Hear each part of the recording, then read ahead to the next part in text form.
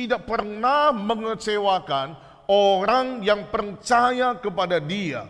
Bahwa orang yang telah percaya kepada Dia apabila mengalami kematian, dikatakan mereka yang mati di dalam Kristus akan lebih dahulu bangkit. Nanti saya ingin menjelaskan bahwa ada dua peristiwa di dalam kitab Wahyu yang menjelaskan bahwa meterai pertama yang dibuka di dalam Alkitab, di dalam Fatsal yang ke-6 adalah kuda putih. Kuda putih ini akan berakhir pada awal masa sebelum Antikris memerintah.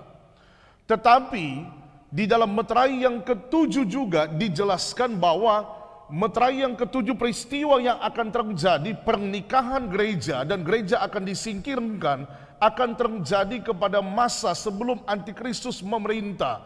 Tetapi meterai kedua sampai meterai yang ke-6 akan terjadi sampai kepada masa Antikristus. Dan di situ kalau kita membaca kitab Wahyu Fatsal yang ke-6, adanya meterai yang dibukakan, ada beberapa ekor kuda dengan beberapa beda warnanya, dan masing-masing warna mengidentifikasi peristiwa yang akan terjadi. Ada aniaya, ada kelaparan, ada balas sampar, dan ada penghukuman-penghukuman besar yang akan terjadi. Dan itu akan terjadi mulai ketika Roh Kudus dicurahkan sampai berakhirnya ketika Kristus datang pada kali yang kedua. Hanya dua peristiwa yang tidak sampai kepada masa Antikristus, yaitu pada waktu peristiwa meterai pertama dibukakan dan meterai ke-7 dibukakan. Yang hanya bisa membuka meterai itu adalah Yesus Kristus itu sendiri. Dialah pemberi Roh Kudus buat saya dan saudara. Roh Kudus itulah, Yesus itulah pembaptis Roh Kudus. Kita teringat dengan cerita dalam Injil Yohanes, Injil Matius, Injil Lukas, bahkan Injil Markus yang berbicara tentang Yohanes Pembaptis. Dia bersaksi bahwa saya membaptis kamu dengan air, tetapi Dia yang akan datang akan membaptis kamu dengan Roh Kudus. Jadi saudara, Yesus adalah pembaptis Roh Kudus. Hamba-hamba Tuhan, gereja-gereja lokal, para gembala sidang, para rasul, para nabi, pengajar, penginjil tidak dapat membaptis seseorang dengan Roh Kudus, tetapi hanya Yesuslah yang akan membaptis kita dengan Roh Kudus. Yesuslah yang akan datang pada kali yang kedua. Dialah yang akan membaptis saya dan saudara dengan kepenuhan dari Roh Kudus. Senang sekali mendengar berita ini karena kepada kita dipercayakan Allah sebuah rahasia-rahasia besar yang dapat kita ketahui hanya melalui Roh Kudus itu sendiri. Kita ingat kembali yang sudah kita baca bahwa Injil Yohanes pasal 16, Roh Kudus memberitahukan kepada seseorang yang dipenuhi olehnya mengenai peristiwa-peristiwa yang akan datang. Dan kita beruntung ada Roh Kudus. Roh Kudus akan memberitahukan kepada kita peristiwa-peristiwa apa yang akan terjadi. Dan sesungguhnya belajar tentang akhir zaman ini rupanya tidak membuat kita jadi takut. Ketika kita mendengar tentang akhir zaman atau mendengar pengajaran tentang akhir zaman, banyak orang menjadi takut. Tapi sebenarnya bagi gereja Tuhan, belajar firman Allah tentang akhir zaman hanya untuk mempersiapkan kita menjelang kedatangan Tuhan pada kali yang kedua. Haleluya. Nah, pengharapan akan kedatangan Tuhan inilah yang telah dinanti-nanti dari sejak permulaan dari Alkitab. Nah, kita membaca Bapak Ibu Saudara-saudari, ketika manusia jatuh dalam dosa, ada perkataan-perkataan Allah yang Allah sampaikan kepada manusia. Dalam hal ini kepada Hawa. Kita membaca dalam kitab Kejadian Fatsal 3 ayat 15 dikatakan bahwa lalu berfirmanlah Tuhan Allah kepada ular itu, karena engkau berbuat demikian, terkutuklah engkau di antara segala ternak dan di antara segala binatang hutan. Dengan perut mula engkau akan menjalar dan debu tanahlah akan kau makan seumur hidupmu. Aku akan mengadakan permusuhan antara engkau dan perempuan ini, antara keturunanmu dan keturunannya. Keturunannya akan meremukkan kepalamu dan engkau akan meremukkan tumitnya. Nah, dari sini pertama kali atau sejak pertama kali Alkitab mencatat tentang adanya kelahiran Sang Juru Selamat atau kedatangan Sang Juru Selamat. Di sini dikatakan bahwa antara keturunan dan keturunannya, keturunannya akan meremukkan kepalamu dan engkau akan meremukkan tumitnya. Keturunan dari perempuan ini kita tahu bersama dalam pelajaran Alkitab menunjuk kepada Yesus Kristus. Nah, betapa senangnya perempuan dalam hal ini Hawa ketika menanti kelahiran anaknya yang nantinya akan lahir, dan dibuktikan dalam Alkitab persetubuhan antara Adam dan Hawa menghasilkan keturunan. Yang pertama dicatat adalah Kain, seorang laki-laki. Dan tentunya Hawa sangat berharap besar bahwa anaknya inilah yang akan meremukkan kepala si ular. Tetapi kita melihat rupanya saudara, tidak terbukti bahwa Kainlah yang merupakan anak laki-laki yang akan meremukkan kepala si ular. Sebab Kain berbuat dosa dan diusir. Nah, kita melihat di sini sama halnya dengan penantian dari orang-orang Israel mengenai adanya seorang nabi, seorang penolong yang diberikan Allah untuk membimbing mereka. Nah, kita membaca Ulangan Fatsal 18 ayat 15. Dikatakan begini, seorang nabi dari tengah-tengahmu, dari antara saudara-saudaramu, sama seperti aku akan dibangkitkan bagimu oleh Tuhan Allahmu. Dialah yang harus kamu dengarkan. Ayat 18, seorang nabi akan kubangkitkan bagi mereka dari antara saudara mereka, seperti engkau ini. Aku akan menaruh firmanku dalam mulutnya, dan ia akan mengatakan kepada mereka segala yang kuperintahkan kepadanya. Orang yang tidak mendengarkan segala firmanku yang akan diucapkan nabi itu demi namaku, daripadanya akan kutuntut pertanggungjawaban. Nah, saudara-saudari, Bapak Ibu yang dikasihi oleh Tuhan, ayat ini juga menjelaskan bahwa adanya sesosok di kemudian hari yang diberikan Allah kepada orang Israel. Dan ayat ini menuju kepada Kristus itu sendiri. Kita melihat ketika orang Israel yang akan keluar dari tanah Mesir, mereka mengharapkan bahwa Musa lah yang akan menjadi juru selamat bagi mereka. Musa lah yang akan meremukkan kepala si ular itu.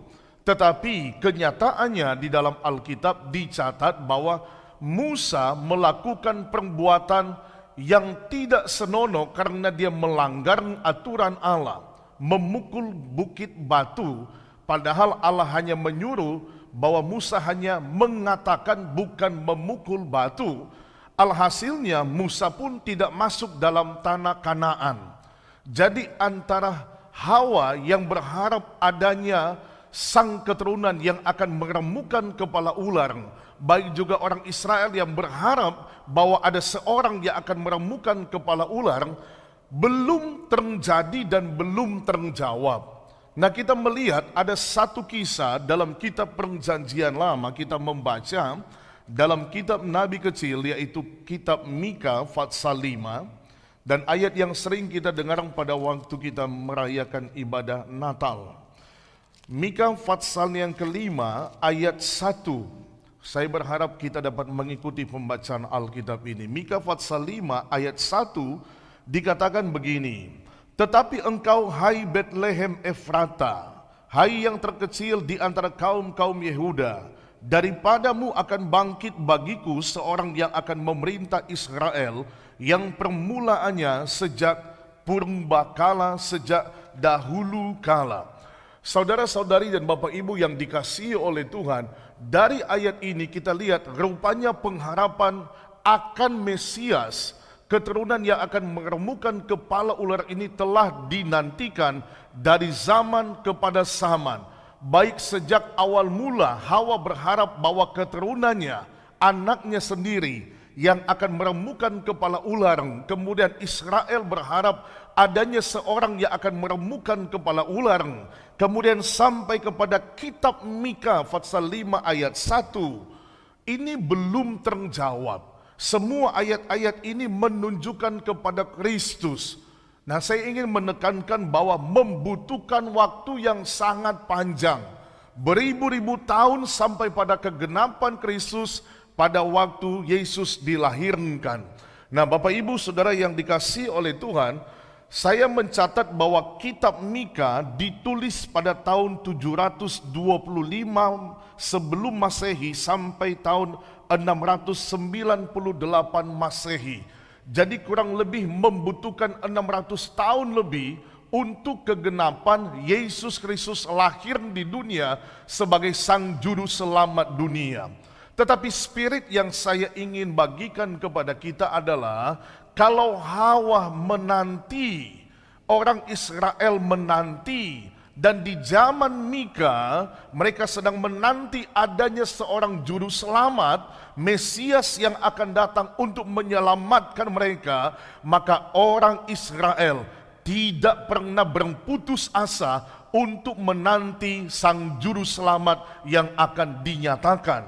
Nah, bagi kita orang percaya, Kristus sudah dinyatakan bahwa apa yang dinubuatkan dalam perjanjian lama dalam kitab Kejadian pasal 3 ayat 14 dan 15, Ulangan pasal 18 ayat 15, ayat 18 sampai ayat 19 dan ayat 20, kemudian dalam Mika pasal 5 ayat 1, semua itu telah digenapi di dalam Kristus Yesus Tuhan. Kepala ular telah diremukan melalui pengorbanan Kristus di atas kayu salib. Melalui kematian dan kebangkitannya, iblis atau setan kuasanya telah dikalahkan oleh Tuhan.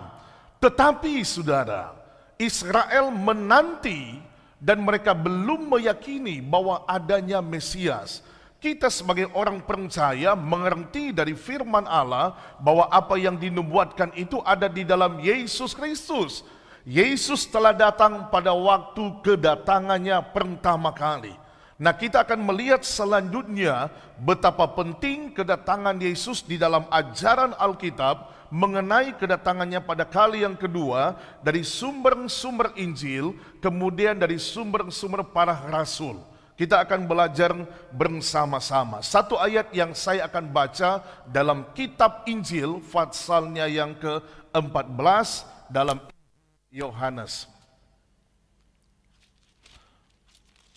Mari kita ikuti bersama-sama pembacaan Alkitab ini. Yohanes pasalnya yang ke-14. Dikatakan firman Allah ayat 2. Yohanes pasal 14 ayat 2. Ini pelajaran tentang kedatangan Tuhan. Di rumah Bapakku banyak tempat tinggal. Jika tidak demikian, tentu aku mengatakannya kepadamu. Sebab aku pergi ke situ untuk menyediakan tempat bagimu. Dan apabila aku telah pergi ke situ dan telah menyediakan tempat bagimu, aku akan datang kembali dan membawa kamu ke tempatku, supaya di tempat di mana aku berada, kamu pun berada. Haleluya. Sebelum Yesus terangkat ke sorga, sebelum Yesus mengalami kematian di atas kayu salib, jauh-jauh hari Yesus telah menyampaikan kepada murid-muridnya bahwa dia akan pergi ke sorga untuk menyediakan tempat buat saya dan saudara. Nah, sesudah peristiwa kematiannya, kebangkitannya, dan kenaikan Kristus ke sorga, dia berjanji bahwa apabila dia telah menyediakan tempat buat saya dan saudara, ia akan datang pada kali yang kedua untuk menjemput kita, supaya di tempat di mana Yesus berada, kita pun berada. Jadi dari pelajaran Injil ini kita mengetahui dari kata-kata Tuhan Yesus bahwa kedatangannya pada kali yang kedua adalah sebuah pengharapan yang luar biasa. Nah, ketika Yesus lahir datang pada kali pertama dalam bentuk inkarnasi jadi manusia, para Majus dari timur datang dan mereka bertemu dengan Herodes dan berkata, "Di manakah raja yang baru lahir itu?" Rupanya Herodes tahu dan mengetahui itu dari para imam-imam, sehingga para imam-imam ini berkata, "Ya, memang tertulis dalam kitab perjanjian lama, Dan kita sudah baca itu dalam kitab Mika pasal 5 ayat 1. Sekali lagi saya tekankan, kurang lebih 600 tahun lebih nubuat kitab Mika digenapi sampai kepada kelahiran Kristus. Yesus sudah datang pada kali yang pertama, tetapi ketika Yesus datang pada kali pertama sebagai manusia untuk menyelesaikan karunia penebusan di atas kayu salib, dan sesudah dia menyelesaikan itu naik ke sorga, dia berkata dia akan datang kembali untuk menjemput saya dan saudara, dan di mana dia berada di situ pun kita berada. Dalam kitab Kisah Para Rasul, kita membaca sama-sama ayat ini. Dalam kitab Kisah Para Rasul, pasal 1 ayat 9 sampai ayat 11. Kisah Para Rasul pasal 1 ayat 9 sampai ayat 11 dikatakan seperti ini. Sesudah ia mengatakan demikian, terangkatlah ia disaksikan oleh mereka, dan awan menutupnya dari pandangan mereka. Ketika mereka sedang menatap ke langit waktu ia naik itu, tiba-tiba berdirilah dua orang yang berpakaian putih dekat mereka, dan berkata kepada mereka, "Hai orang-orang Galilea, mengapakah kamu berdiri melihat ke langit? Yesus ini yang terangkat ke sorga meninggalkan kamu, akan datang kembali dengan cara yang sama seperti kamu melihat dia naik ke sorga." Ini adalah sebuah kepastian yang luar biasa, di mana Yesus yang telah mati dan terangkat ke sorga, dia berjanji akan datang pada kali yang kedua. Dan di sini kita melihat bahwa ada kesaksian dari orang yang berpakaian putih di dalam ayat 10 yang berkata bahwa Yesus yang terangkat ke sorga meninggalkan kamu akan datang kembali dengan cara yang sama seperti kamu melihat dia naik ke sorga. Sungguh sebuah janji yang ajaib dan luar biasa. Dari sisi ketepatan kapan Yesus ingin datang pada kali yang kedua, tidak ada satupun manusia yang tidak tahu. Yesus pernah berkata bahwa anak manusia datang kelak nanti. Bapa manusia tidak tahu, anak tidak tahu, malaikat tidak tahu, hanya Bapa di sorga yang tahu. Tetapi dalam urutan kitab-kitab yang ada, peristiwa-peristiwa yang ada, sudah pasti orang percaya sekalipun hari kapan dia datang kita tidak tahu, tetapi melalui tanda-tanda yang ada kita yakin Yesus akan datang pada kali yang kedua. Nah, sekarang kita coba bandingkan dengan tulisan Rasul Paulus atau kesaksian Rasul Paulus kepada Timotius di dalam 2 Timotius pasal 4 ayat 7 sampai ayat 8. Kalau tadi kita sudah membaca kata-kata Tuhan Yesus dalam Injil Yohanes pasal 14 ayat 2 dan Kisah Para Rasul yang ditulis oleh Lukas, kemudian sekarang kita membaca 2 Timotius pasal 4 ayat 7 dan ayat 8 sebagai perkataan Rasul Paulus. Saya membaca, "Aku telah mengakhiri pertandingan yang baik, aku telah mencapai garis akhir dan aku telah memelihara iman." Ayat 8, "Sekarang telah tersedia bagiku mahkota kebenaran yang akan dikaruniakan kepadaku oleh Tuhan, Hakim yang adil pada harinya." Sekali lagi, pada harinya. "Tetapi bukan hanya kepadaku, melainkan juga kepada semua orang yang merindukan kedatangannya." Di sini Rasul Paulus memberikan kesaksian yang hidup kepada gereja Tuhan bahwa ada waktu di mana dia akan mendapatkan mahkota kebenaran, dan dikatakan bahwa sekarang ketika kematian Paulus mulai mendekat, dia telah meyakini bahwa Tuhan telah memberikan mahkota kebenaran. Waktu yang panjang yang dipakai oleh Paulus melayani adalah waktu yang tidak disia-siakan oleh Paulus, dan waktu yang dipakai untuk melayani ini diperhitungkan oleh Allah. Dan dalam keyakinan Paulus berkata, sekarang telah tersedia mahkota kebenaran yang akan dikaruniakan kepadaku oleh Tuhan, hakim yang adil pada harinya. Jadi mahkota kebenaran yang didapat oleh Paulus akan diterima pada waktu Tuhan Yesus datang pada kali yang kedua. Jadi ini sungguh hal yang ajaib kalau Yesus berkata, aku akan pergi ke sana dan menjemput kamu kembali supaya di mana aku berada, kamu pun berada. Kemudian malaikat berkata, apa yang kamu melihat hai orang Galilea? Yesus yang terangkat akan datang dengan cara yang sama pada kali kedatangannya yang kedua. Dan Paulus berkata, telah tersedia bagiku mahkota kebenaran yang dia dapat pada waktu Yesus datang pada kali yang kedua. Ayat yang menghiburkan selanjutnya dikatakan, tetapi bukan hanya kepadaku, melainkan juga kepada semua orang yang merindukan kedatangannya. Sudah pasti pada waktu Yesus datang pada kali yang kedua, Dia akan datang dengan kuasa dan kemuliaannya sebagai Raja di atas segala raja. Saya meyakini Yesus akan datang sebagai Raja, bukan artinya Dia menjadi Raja pada waktu Dia mendatang, tetapi Yesus adalah Raja dari segala zaman, karena Dia adalah Allah, Dia adalah Allah yang kekal, Dia adalah Alfa, Dia adalah Omega, Dia Raja di atas segala raja. Tetapi pada kedatangannya pada kali yang kedua, Dia akan datang sebagai Raja yang luar biasa, dan kita akan melihat Dia akan datang dalam kemuliaannya dan memberikan mahkota kebenaran bukan hanya kepada Paulus, tetapi bagi setiap orang yang merindukan kedatangannya.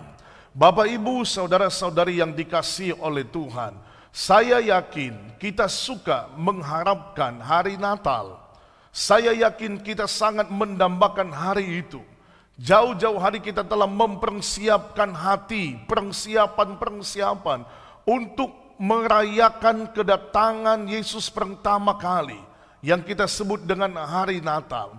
Tetapi saya percaya kedatangan Kristus pada kali yang kedua tidak akan mengalahkan persiapan kita, seperti kita mempersiapkan untuk merayakan hari Natal. Tetapi kita sedang mempersiapkan diri dengan sebenar-benarnya untuk menyambut kedatangannya pada kali yang kedua. Ingat saudara, kalau kedatangan pertama Dia datang untuk menebus hidup kita, tetapi pada waktu Dia datang pada kali yang kedua, Dia mau menyediakan mahkota kebenaran untuk kita sebagai orang yang diberkati Tuhan. Katakan haleluya.